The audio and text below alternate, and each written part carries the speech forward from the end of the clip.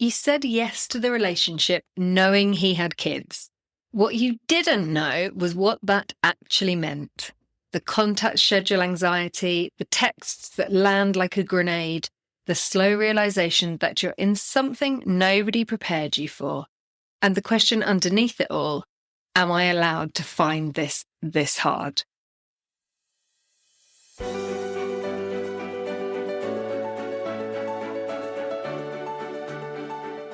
Hello, I'm Katie South, and this is Stepmom Space, the judgment-free zone where we talk candidly about the fairy tales and scary tales of stepmom life.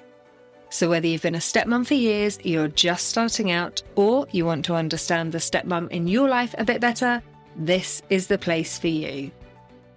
Ellie joined me 3 years ago when she was in the thick of it. She's back now, a lot wiser and very honest about the road in between. You're going to love this chat. I'm really happy this afternoon to be chatting to Ellie. Ellie has been on the show before, so I'm going to link her episode in the show notes. So before you listen to this, maybe go back and have a little listen to it. But Ellie, we last spoke, it was over 3 years ago now. So I'm really looking forward to this catch up and hearing more from you. But before we go into it, do you want to just share a little bit about how you became a stepmom, what the early years were like? I know it was bumpy, just for people who haven't had a chance to listen to your first episode.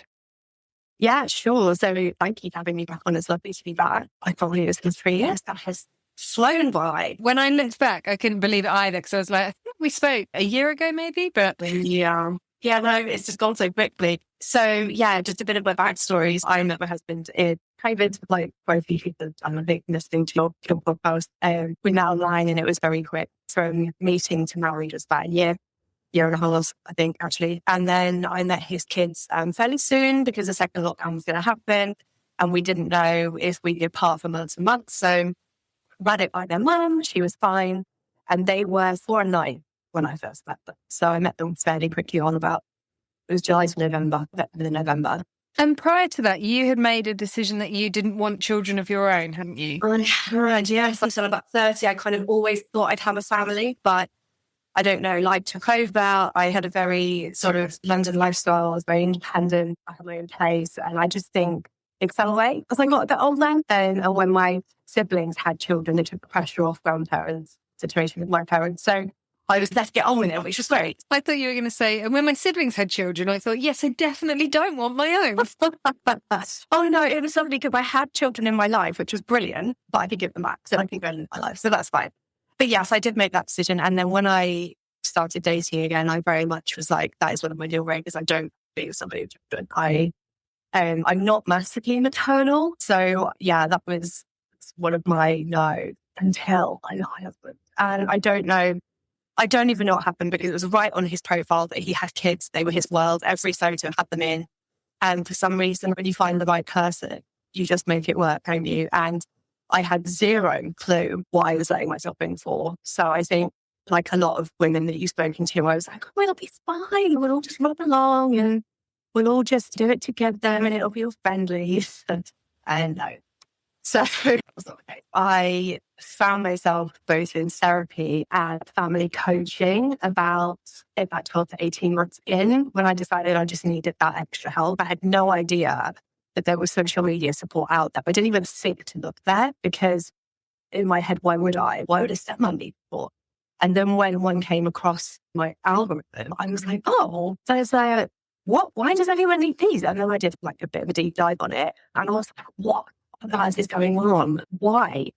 And then I started listening to episodes and I started just looking into it and talking to other stepmoms and that kind of thing. And it was just great to see what opened out and what unfolded and what people are going through just by meeting a man that has children and helping to raise with him is wild. It's mind blowing. You just feel like grown-ups have their stuff together. And if you break up with somebody, you move on and you get rid of your own demons. If you've got resentment or anything from the ending of your marriage or relationship, that you would just go away as an adult parent, keep it away from the kids and just do the right thing. But the sad truth of the matter is that happens in so few situations. I do know a couple of people who how's that? And it's lovely because it's just so nice for them. Everything's very easy and it flows and there's no tension and anxiety and transition day stress and all this kind of thing. So it can be done when you have grown-ups in the situation and people behaving genuinely putting your kids first. But I think more often than not, it's not the case. And that's where I ended up seeking help and trying to change me. I remember you having a really good relationship with the boys. The bio mum was a little tricky. Yeah, so I think I listened to your most recent one was uploaded, actually. I think it was said in there, no woman goes into having kids thinking that she's going to be sharing with somebody else. And I think that must be really hard. I can't relate, obviously, because I don't have my own children, but I can imagine that must be a really difficult thing to not only see them less, but also to have another woman that, in my situation, you don't know, taking part in raising them or being with them or having an influence on them. And so the ironic thing is when we very first met, things were fine. Even right up until my husband proposed, it was fine. And it was after that, I think maybe when reality kicked in, that things took a nosedive. And it was just your typical things like, and I'll say before going on, this is just my experience. This is not wishing to come on here and say anything horrible about that. This is just like how I've lived it and how it's impacted me. And I think at the very beginning, my experience with her is that they have a flexible arrangement. Didn't want to go to court, didn't want to go through all that horrible, fast, that expensive process. And so they kept it flexible. But that flexibility only works one way. And it always has. And whereas we always have bent over backwards to help us say, once the schedule is set, we do it once a year, we say next year, every other weekend for school holidays. And it's the same now, it's settled into the same times each year. But if flexibility is needed during the year, if somebody calls up, for example, like asking for a weekend swap or asking to bring them back early, turn them late, whatever that is, it's just met with, it was just met with a whole host of nastiness and like saying horrible things about the kids. And there was never a yes. Like the biggest thing at the beginning was when we wanted our honeymoon. We wanted to go away for 2 weeks. And that was the thing that made me go, I need to change me. I need to change how I receive all this going on, because every time the phone went, it was like knotted stomach. Every time she texted, it was like, oh, now what? And I was very involved in the communication at the beginning. So I'd help reply to, I wouldn't reply to anything, but we'd talk about it and I'd be involved. And yeah, for our honeymoon, it was just an outright no. Then it was, oh, Dad would rather take Ellie on holiday than you. And it was... So for your honeymoon, you wanted a 2-week holiday, which meant that the kids would miss a weekend with Dad. But we'd swap it. There would be nearly a 4-week gap between us seeing for that period of time, but we would take one of her weekends elsewhere in the year to swap. But it was very much no. And then we were like, well, we're going. So it's happening. And then I remember even up until 2 weeks before we left, we kept saying, just checking you're having an Azora in September. We're known full well that we would be away. And it was those kinds of things. So in that situation, did you arrange somebody else to look after the children, like your family or his family? Or did you just take a punt that...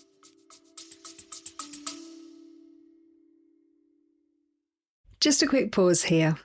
A lot of women tell me this podcast helps them make sense of what's been happening at home and gives them the words to talk about things they've never really been able to explain before. If that's you and you're thinking, I wish I could talk this through with my own situation, you can. You can book a free clarity call with me and we'll look at what's going on for you and what kind of support might help. Head to stepmumspace.com or search stepmumspace clarity call to book. Back to the show. We just said we can't. We literally don't have any other form of childcare, unfortunately. My family are too far away and his family, for reasons various, we can't leave them with them. So we just said, well, I'm sorry, you can't do it. So it's so funny because people who listen to the podcast a lot will know that I share my oldest son with my first husband. And I can't ever think of a time when he said, I'm going away with my partner. Can you have the child for extra time, when I haven't been so thrilled that it's going to be a bit of extra time with him. And the thing that's weird is even if you don't really like your ex, and even if she didn't massively want to do you and your husband a favour, it's still extra time with your kids. So why wouldn't you want it? Which is when it becomes really difficult, because it does feel deliberately difficult. If somebody says, actually, I'm really sorry, I can't do that because I've got a business trip, or because I'm going to a wedding, or because those things you can understand and you can work around, but just a flat no is hard. It is. And I can't speak for her, but I don't know where it was coming from. I know she wasn't particularly happy with him and the way their relationship ended. But it's kind of, and I think because way we have them, it worked out that she had them a lot more at the time because we lived quite far away. So she does have a harder job and she was single at the time. And I honestly, as a mum to the kids, she is amazing. She has fought for them. Our oldest have ADHD. She has fought to get him his EOCP to get into school. She is tiger mum. All I got the impression of was that sometimes I'm too much. She said quite frequently, I need a break. It's a lot because there was issues going on with that. And I get that. I fully get that. And that's exactly what my dad's there for. But I think it wasn't so much the saying no, it was the way it was done. It's if we all just had nice, calm conversations about it and just, we're not losing a weekend, we're moving a weekend. And sometimes it just felt like it was deliberate to inconvenience us. And sometimes that might not be the case, but that's how it felt. That's how it felt coming across. And I fully appreciate that she needs support in terms of she's got 70% at the time. And we do try and bend over backwards to help when we can. But unfortunately, because of where both our families are, we couldn't live closer. I think there might have been a bit of resentment there. Like when someone new comes on the scene, you do have to consider them as well. And had I hailed from that area, we would have lived closer. But I think, there was a bit of resentment that was chosen over moving there and everyone moving around that. But again, that's how it's come across to me. What I love is that you're recognizing really clearly, here's my experience of the situation, but that might not be her intention. And how to spot somebody who's been through coaching. Oh, yes, exactly. And I think at the beginning, pre-coaching, I was very much angry at the time. I was like, what's the problem? Why is she doing this? Post-coaching, when you learn that empathy piece and you actually take yourself out of your own situation for a second and just think about it here, it helps change the way that you then cope and deal with what happens. And I think that was one of the massive game changers for coaching for me. It was learning about what I could control, what was my experience, what was in my home, and then just separating it from over there and letting my husband take on the communication fully. That was a massive thing. But it's like, I don't want to be involved unless it directly impacts my time or me. Great, discuss it with me then. But other than that, you go manage it because that has been like a weight off. Because then when he can come home and if she's been a bit like she does times time, I said, feel free to go off your chest and tell me whatever. But I now just laugh. All day. Whereas before I'd have been like, rah. I think sometimes I've said to my husband, if something's happened that he hasn't been thrilled with, I can say, but have you thought that maybe this is what's going on? And he doesn't always like it. And I'm like, I'm not trying to be on someone else's side, but because we're all very good at assuming that various things are happening. So I think it's so easy to automatically assume what somebody else is doing. And I think I've talked about it before, hostile attribution bias, where if you have a negative perception of somebody, you will automatically assume that what they are trying to do is for a negative reason. 100%. I'm interested in when the honeymoon situation happened, was your husband very much on board with, okay, we'll go for 2 weeks? Or was that the part of him that was like, I'm not going to miss that contact, we're going to have to go for a shorter time? I think in the early days, because it was early days, he was fine with it because he knew he wasn't losing that time because it meant that somewhere else in the year we had them 3 weeks running. So I think he was fine with that. He doesn't like it so much if it means, obviously, that we lose time. So we try and avoid that wherever possible. And also, if she asks us to take them for extra time, then we try and do it because he gets extra time with them. So that's always the focus. The focus is the children and seeing the children. And I think it took us a couple of years to grow together into that. And I think he did come to one of my coaching sessions with me to just see, to understand why I needed it. Because I think there was also in the beginning a lot of, I think something about this. Surely we just crack our parent and we're like, oh, well, let me welcome you to my world. They don't understand how complicated the role is and how difficult some of the feelings are because they're their own children and they're not your children. They're not the stepmom's child. Really complicated feelings. And also men in general, they don't want to confront things that are going to be difficult. It's much easier to go, just give it time. It'll be fine. Don't worry, like you say. So yeah, and I think we are very lucky in that we've always been amazing at communicating with each other and talking about, I've always thought that it's a very safe space to talk about honestly how I'm feeling. And I have done that from the word go. And he has been an incredible support once he got it, because as much as he doesn't understand what it's like to be a stepmom, I don't understand what it's like to be a bio parent. So we talk a lot, and he is incredible, because even before the coaching, he would very much say to me, you're very independent. You need to keep that. So you keep going away with your girlfriends for weekends, holidays. That's not stopping. That has to happen. You don't need to be here every time the kids are here. If you want to go off and do something, for me, in the beginning, I disengaged quite a lot. And again, the difference between disengaging and, dissociating, very different thing. But once he understood why, and he encouraged it, then I needed to do it less. And so I do it way less now, because I feel more confident and comfortable in my role, and I know he's got my back. And so I think, I was thinking this when I've listened to a few episodes of the podcast recently, it's like, I feel like most of the time that there's an issue, it's normally with the partner rather than the bio mum or the kids, because there's that disconnect in the way that the stepmom and the dad are getting on that same page in terms of things like discipline boundary. And it feels like if that's not there, then nothing else really works. And I think I'm very lucky in that my husband is just super supportive, but we both are on the same page in terms of how we would parent anyway, I think. And what you say is right about a lot of the time it is a relationship problem. And I will see it all the time in all the couples I work with. It's usually one or two repeating arguments. And the argument will start from something about biscuits or something about chargers.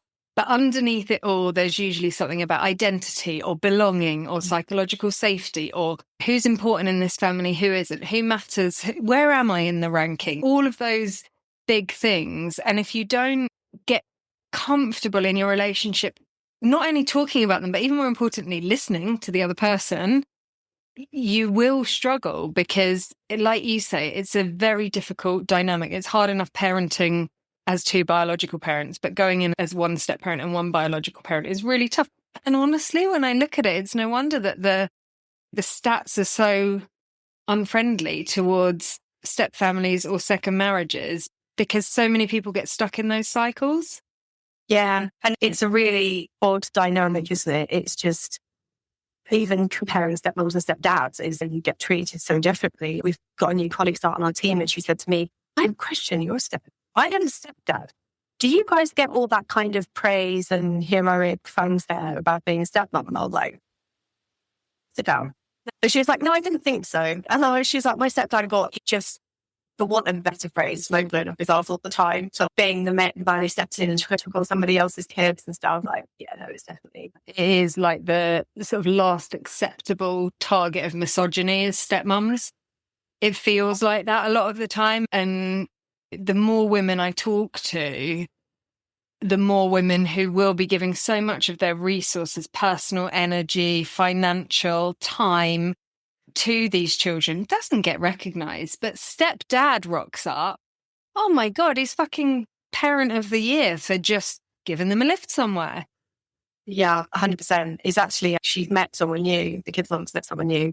And we're not quite sure how long they've been together. We found out through the children that they were together. But it seems they love him. They think he's great. He gets on really well with our oldest. I think our youngest, like with me, took some time to warm up, because I think having another sort of father figure, he was quite, because our oldest is older and he understands the dynamic. But I think our youngest felt a lot of guilt towards my husband, and he would be very clingy for the first sort of few weekends and kept saying, I love you all the time. And when we worked out finally why, because we found out after that she had someone new, my husband just had a chat with him and said, things, it's okay to like him. It's okay to love him eventually. And I think he just felt pressured to accept and love this person right now. And I think it takes time. It took him, the other day, FaceTime popped up a memory for the first time that he told me he loved me. And it was about 3 years into our relationship. So you have to let them come to you slowly. And I feel like he felt a little bit pressured to be like you are with Ellie. And it's like, you have to just let those things grow. And it got better. They do like him. And I think that male influence all the time now, I think, is really good, especially as they're getting older and coming into teenage years. I guess if mum hasn't had a serious partner for what must be like 5-6 years, then suddenly to have someone there's quite a big change for them. The stepdad thing is interesting though, because I think about this quite a lot in my own family. So my eldest son, 16, absolutely adores my husband and they get on so well. They're so close. They'll chat about things that I don't really know stuff about, or they just click and the relationship is easy. And I wonder whether it's because as women, we feel more of a pressure to create something. So it's not like we're being fake, but we're trying harder. Whereas for men, it just seems like a bit, oh, it'll happen if it happens. And whether sometimes we're like victims of our own efforts. Yeah, it's true. And I think from that maternal viewpoint, I think in a quote normal family, the mum probably does more. So I think that probably when the expectations that on the stepmums really fulfill that. And I think, again, at the very beginning, I think my husband just thought I'd slot in and carry on. But then as time went on and we talked about it and progressed and he understood more about the role and what it means and this whole, almost with a you should have known what you were getting into kind of situation. And I think we had a very serious conversation at the beginning about when things weren't great and the children were coming to us really and sad and stuff like that. He really wanted to bring up the subject of moving nearer. And we were talking about it for a while. How far away do you live from the kids? So we're about an hour and 45.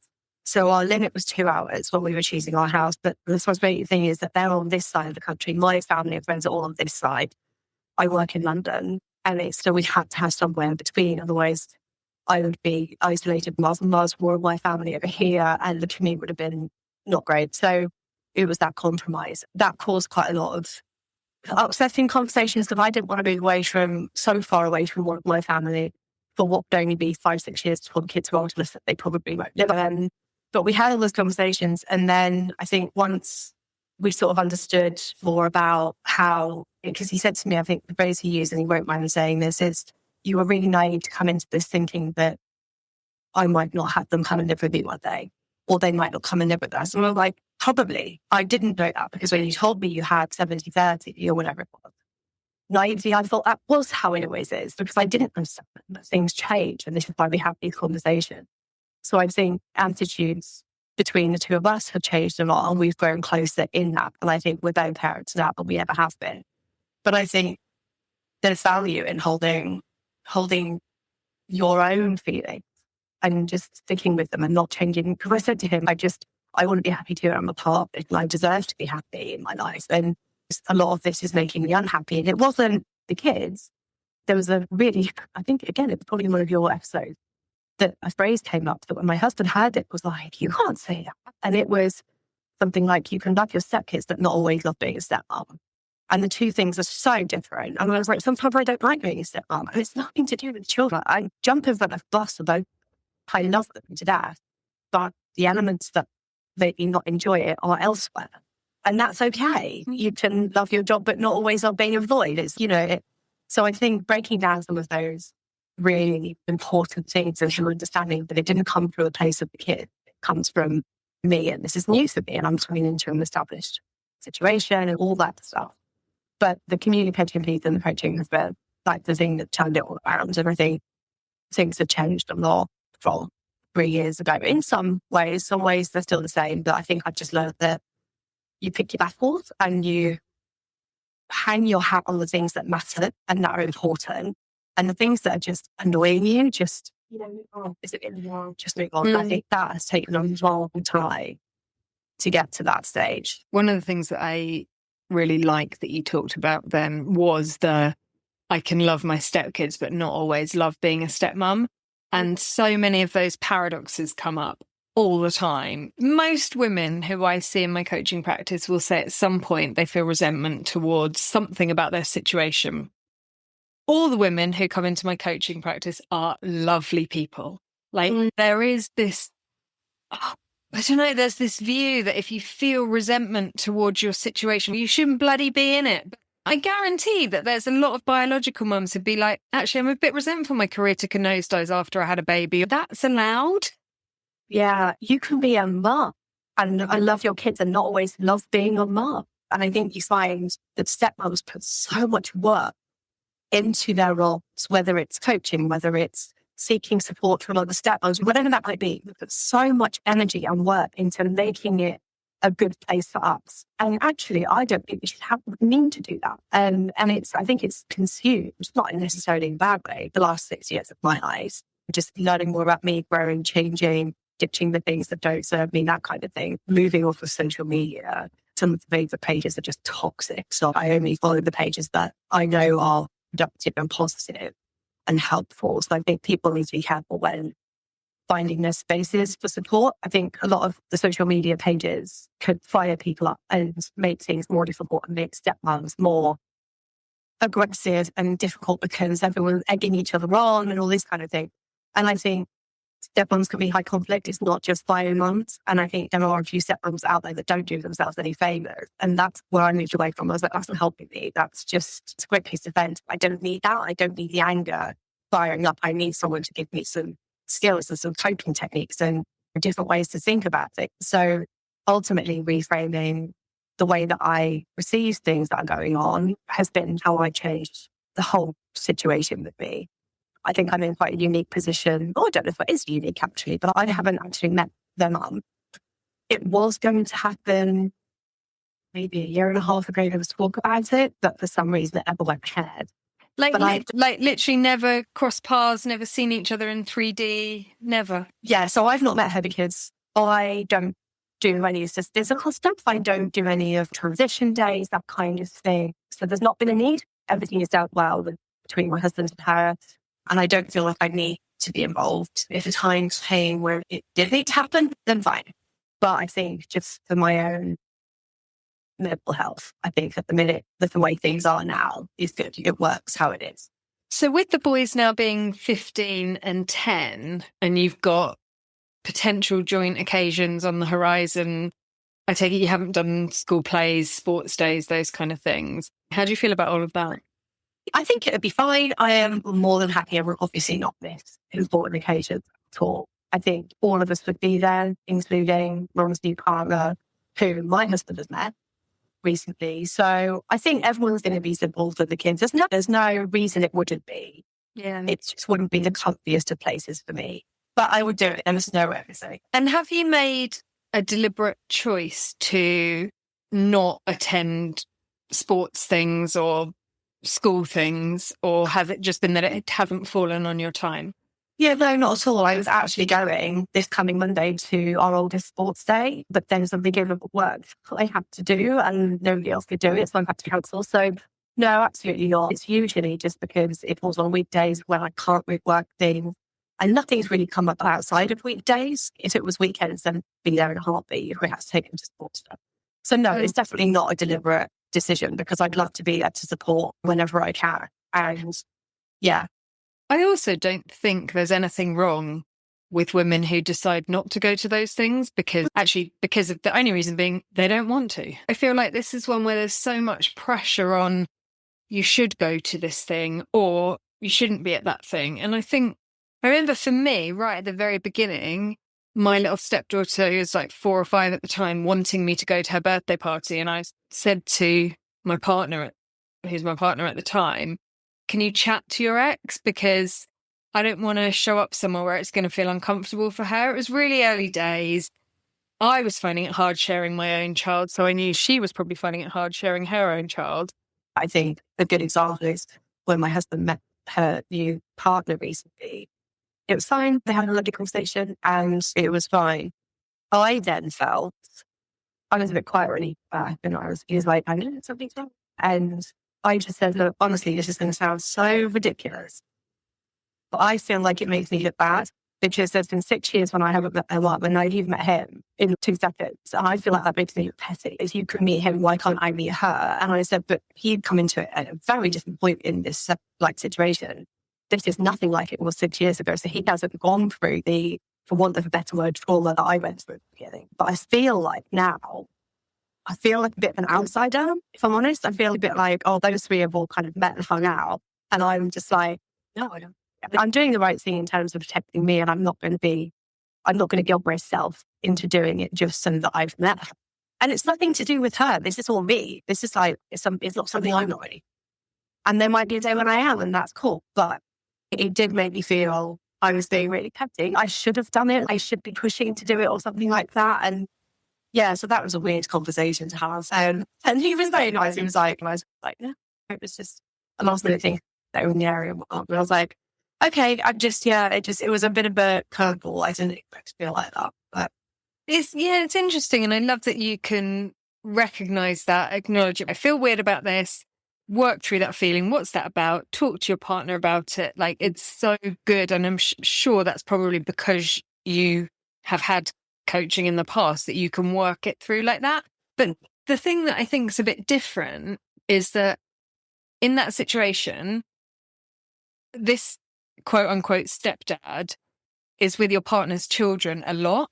So there feels like more of a reason why he would want to just know who's around his kids all the time. Whereas I feel like on your side, it would be more likely to come from her if she wanted to. So for example, I never felt any desire to meet my stepkid's mum, not for any reason apart from why would I want to meet my husband's ex, or I went for coffee with her because the kids wanted it. Fine, absolutely happy to. And my ex-husband's partner, I already knew, friend of a friend type situation. So I didn't feel the need to particularly get to know her, but I don't think there should ever be pressure on a stepmum to meet a bio. I can see why a bio mum might want to meet a stepmum just to see who's this person who's with my kids. But again, you've got to be able to do what you feel comfortable with. yeah, 100%. And I think there was talk of it, like I said, a while back, where she had initiated it because she had been grateful for something that I'd spotted in our youngest. And I think the thing with the relationship between kids' mum and my husband is that it ebbs and flows. So you can have months of perfectly civil, nice messages, and then it'll just take one thing to bring it back to how it was. And that's where we are. I think things have definitely improved. I am with the kids as they grow, they know that they see things anyway as they grow up. So we've never, ever spoken badly about her in front of them ever. That was always a very slow rule. If they come back and feed things back, it's always like, do you want to talk about it? Are you okay? Do you need us to do anything about that? Do you want us to talk to your mum? And if they don't, we move past it and we get on with our time. So I think it is a long game. And I think you have to just trust that you do what you do. Your actions speak louder than anyone else's words. So you just do what you do.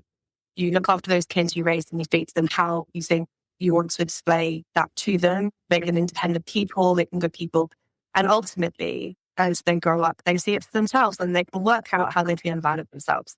But it's good because I think things have definitely improved. I think now that we're doing the same times every year, because setting dates used to be just horrendous. And that used to be I'd be anxious from April to October when they were set. Because I'd be like, oh, coming. And then from October to like November, I'd be like, that's it. Because it was a whole other year until we have to think about it. But now, because we do similar times each year, it's just tweaking when Cold Challenge might fall or when Easter falls or whatever. But that's become better. And we let her lead it. She has started leading it, which is good because she'll come to us and go, right, here's next year. And then we'll go through what we can do rather than us saying, which we used to do. We'd like them here. And then it would open this whole weeks long back and forth of not nice messages. So I think things have definitely settled a lot. I think the way that I had changed following coaching definitely helped with that. And I think the communication piece between me and my husband that definitely helped.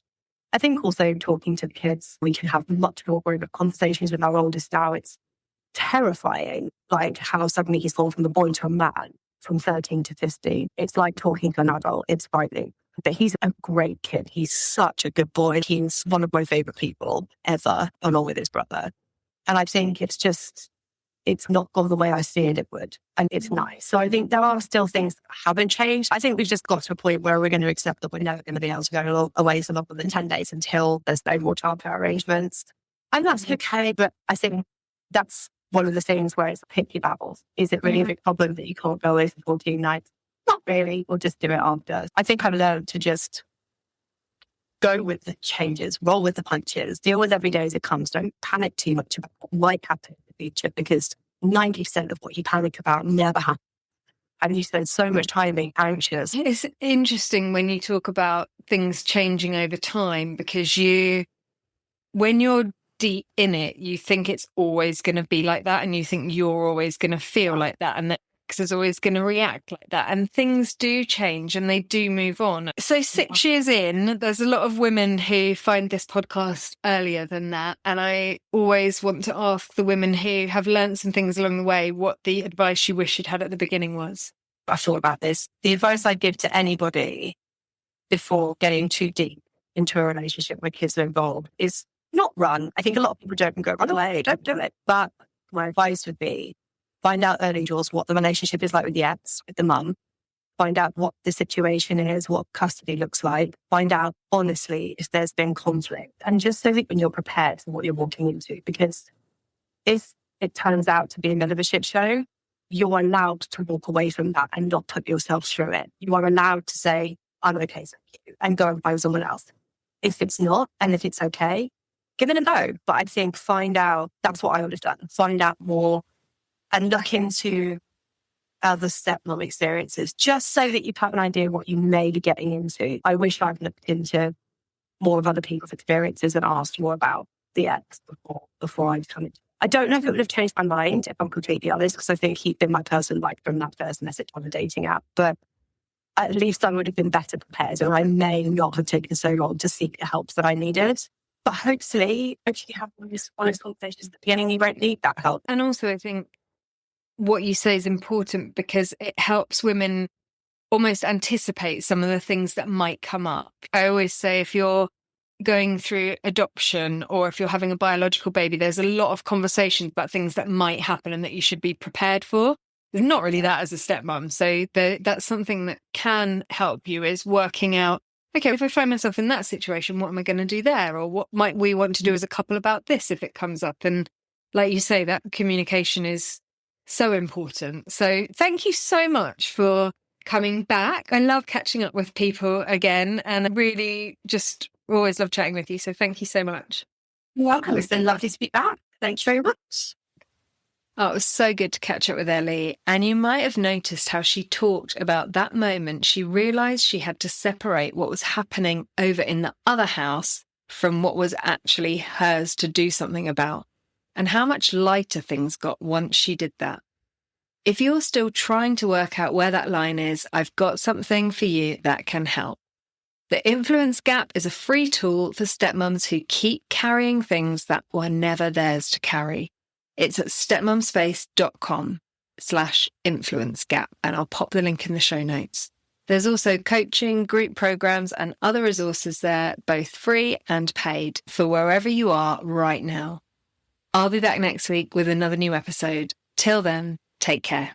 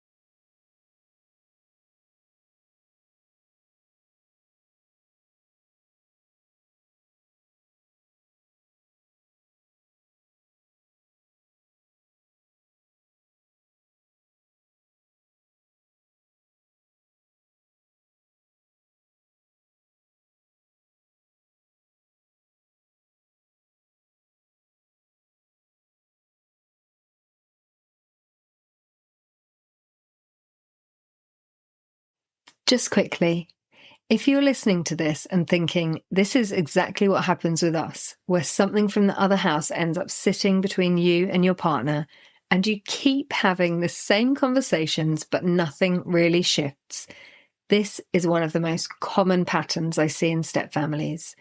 And it's not just about communication, it's about what's happening structurally in the relationship. This is exactly the kind of thing I work through with couples. So if you want support with that, not just talking about it, but actually changing the pattern, you can find everything you need on my website, or you can drop me an email, katie@stepmumspace.com, to find out more about couples coaching.